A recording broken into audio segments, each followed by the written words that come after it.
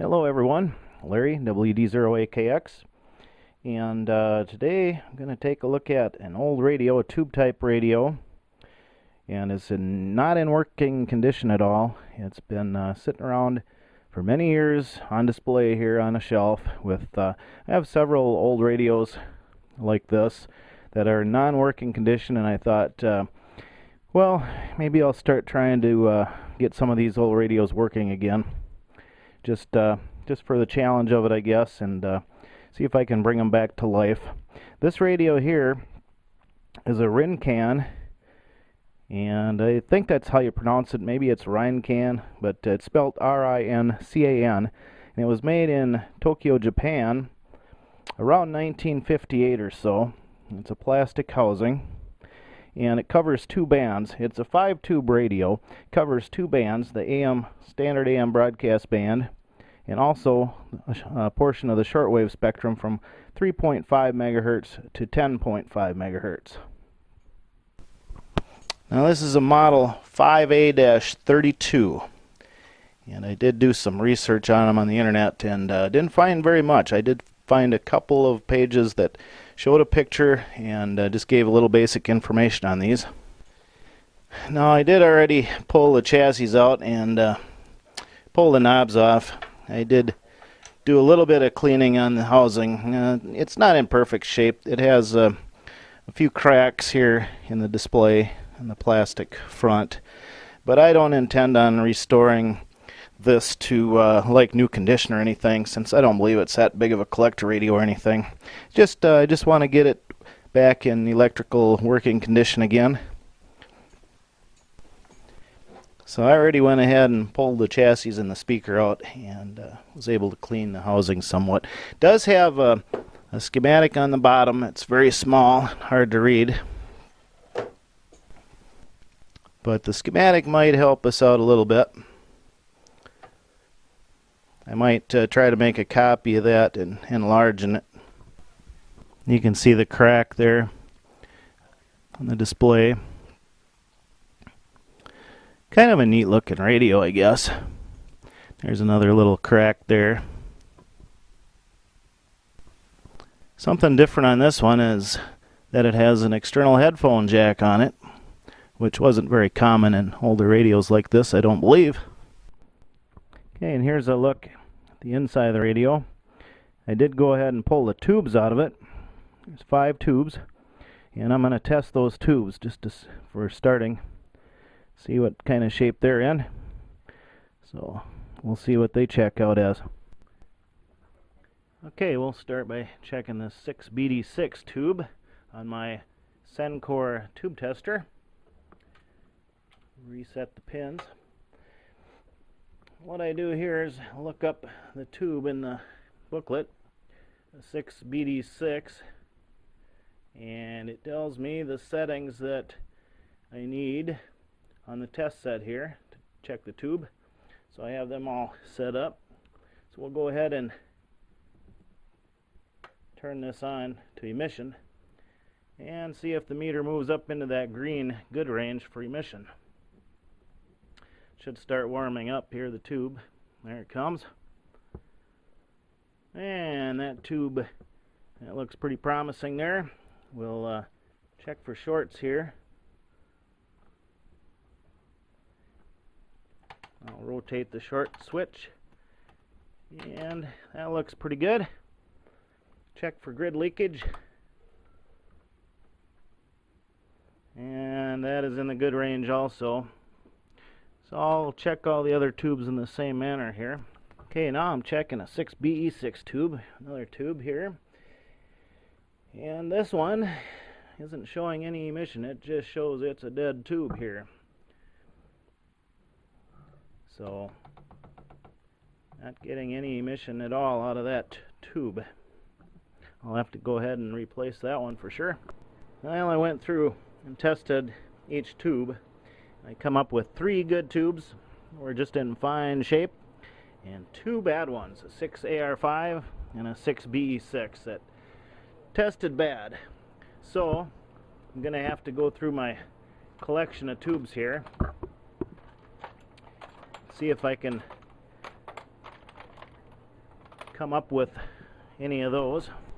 Okay, and of course I went through all my tubes here, and yeah, of course the ones I need aren't going to be in there, so I'm going to have to check on the internet and see if I can get a couple of those tubes coming. Alright, I did go to the tubestore.com online, and I did find the tubes I needed and got them shipped here, so now I'm all set for tubes. I have all the tubes I need for the radio. Okay, the next step is going to be recapping the radio, replacing a lot of these old paper capacitors. And any radio this age, that's something that pretty much needs to be done. These old paper capacitors have a shelf life, or they don't last very long, and they go bad. So if they're not bad already, they will be going bad. So it's best to replace them with a more modern type of capacitor. These are what they look like. This is a 0.1 microfarad, and it was made in Japan also. Suzuki, it says on there. So all the parts I'm finding so far looks like they're all made in Japan here with this radio. This capacitor looks like it may have been replaced at one time because it has a wire attached to it there, like it had been replaced in the circuit. Somebody just cut the wire and fastened that on there. Another capacitor I'm going to replace is this metal can. It's very likely, it's old, it's very likely bad or going to go bad. So I'm going to replace that with a more modern electrolytic type capacitor. I'm going to leave the original one in there, but I'm just going to put the new one on the bottom of the board and just leave this in here for looks, for the looks on the radio. Give you a few more shots of the radio as it is right now, without the tubes in it.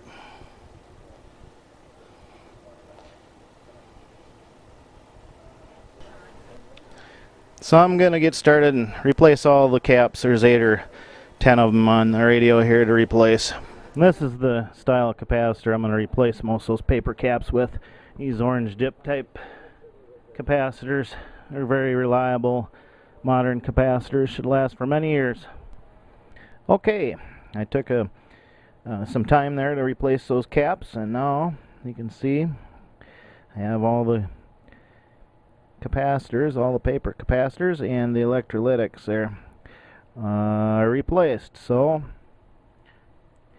next step, I'm going to look the circuit over a little more for any signs of anything else that might not be correct, and measure some of the values on the resistors and go from there.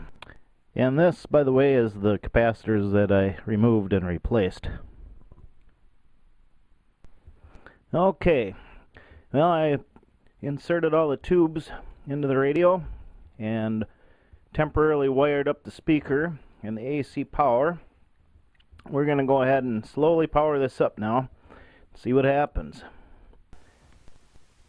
So I will go over here to the Variac AC power supply, where I can slowly bring the voltage up. See if I can focus this in close here for you.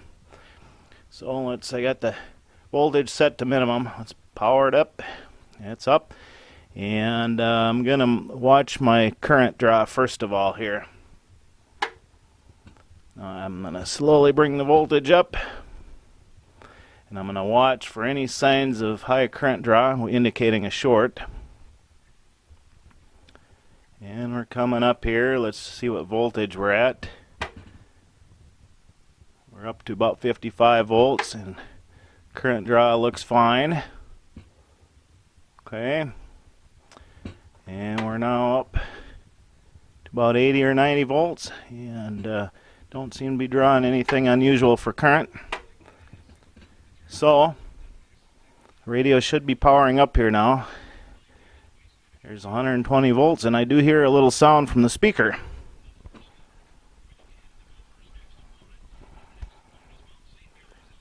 Okay, I'll put the mic down by the speaker here. On Mount St. Mary's, they are 1-1 this season. They got absolutely stomped by Marquette in Milwaukee, 91-37, back on opening night, November 11th. And then over the weekend, they beat 63-50. So Mount St. Mary's is 1-1. Mount St. Mary's will play in November 19th against Siena before they come here on the 20th. Friday night game tomorrow night against Siena at 7. Okay, see, one of my pilot lights are burnt out for the shortwave band. Now I do have the volume all the way to max, and I'm getting very low volume. And I do have just a short jumper for an antenna here. I do live nearby this radio station, so it's partially working. Very low volume on one station, and one station is all I can pick up right now. So I still have a little ways to go to get this radio working. It's gonna probably need a tune-up, and it sounds like there still may be a problem, so I might still have a bad component there someplace. So I'm gonna have to do a little farther checking. Okay, I got the radio working here. I found a cold solder joint on a tube socket, and now it seems to be working well. Here's ham or tuna salad. Buy one, get one free. All this Thursday at Hy-Vee. You can hear the speaker there. It's got plenty of volume now. Almost too much volume there at half scale. So now all I need to do is give it a quick little alignment, and I'm not going to bother showing that on a video here. It takes up too much time, and there's a lot of other videos that show that on YouTube for 5-tube radio alignment. So I'll package it back up when I'm done here and show you the final result. And here's a picture before I put it back in the housing. Here's the tubes lighting up. Pretty picture there, huh? And so that's what it looks like with the tubes back in there.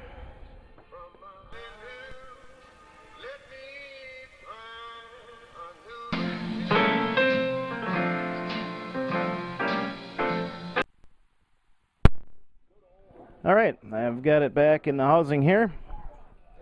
Got all the screws put in. Just have to put the back panel on it. It is in working condition here, as you can see, and it shows you the band it's on. This is AM broadcast band in the bluish green, and the red is the bottom scale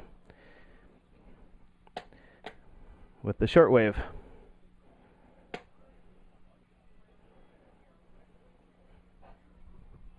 Talking about, but it's something we all will face.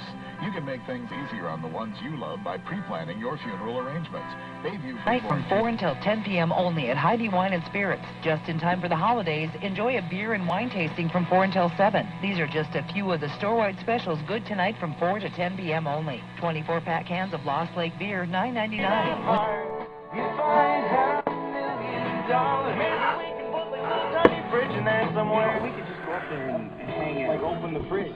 And there it is, all put back together. And it's been running for several hours here on the bench, and everything checks out good. So it should spec out just like a new radio with those new parts, and everything has been modified in it, or not modified, but corrected and brought back to the electrical new condition, I guess. If I had $1 million. I've just got it hooked up to a short piece of wire here right now for an antenna. It does require a longer wire, actually. There's no internal loop antenna on this, just external antenna connections. And we're talking about toilet technology. Let me bring Rose George. She is author of the... And the shortwave band is not too active this time of day. Last night I was picking up all kinds of signals. Here's WWV.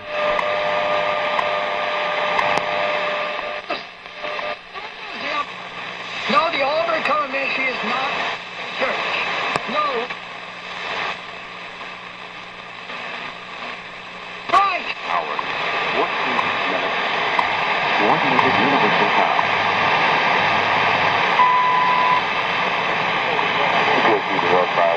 So thanks for watching the video. We have a new radio to play with for a little while here. 7.3 WD0AKX.